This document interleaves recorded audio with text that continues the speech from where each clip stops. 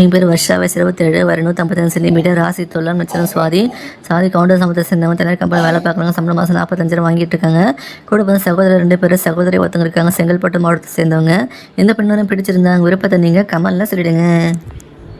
என் பேர் புவனேஸ்வரி, வயசு 32, வர 156 சென்டிமீட்டர், ராசி கடகம், நட்சத்திரம் பூசம், முதலியா சமூகத்தை சேர்ந்தவங்க, தனியார் கம்பெனி வேலை பார்க்குறாங்க, சம்பளம் மாதம் 13,000 வாங்கிட்டு இருக்காங்க. கூட வந்து சகோதரி யாரும் கிடையாது, சகோதரி 2 பேர் விருதுநகர் மாவட்டத்தை சேர்ந்தவங்க. இந்த பெண்ணும் பிடிச்சிருந்தாங்க விருப்பத்தை நீங்கள் கமலில் சொல்லிடுங்க.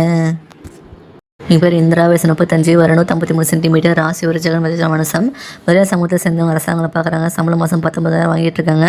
கூட வந்து யாருமே கிடையாதுன்னு சொல்லியிருக்காங்க. கோயம்புத்தூர் மாவட்டத்தை சேர்ந்தவங்க. இந்த பெண்ணு பிடிச்சிருந்தா உங்கள் விருப்பத்தை நீங்கள் கமலில் சொல்லிடுங்க.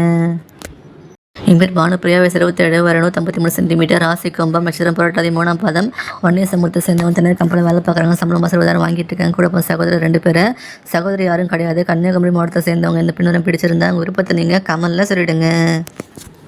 எங்கள் பேர் தாமினி, வயசு 32, வர 127 சென்டிமீட்டர், ராசி மிதனம், நட்சத்திரம் பூசம், 3ஆம் பாதம், நாடா சமூகத்தை சேர்ந்தவங்க அரசாங்கத்தில் பார்க்குறாங்க, சம்பளம் மாதம் 28,000 வாங்கிட்டு இருக்காங்க.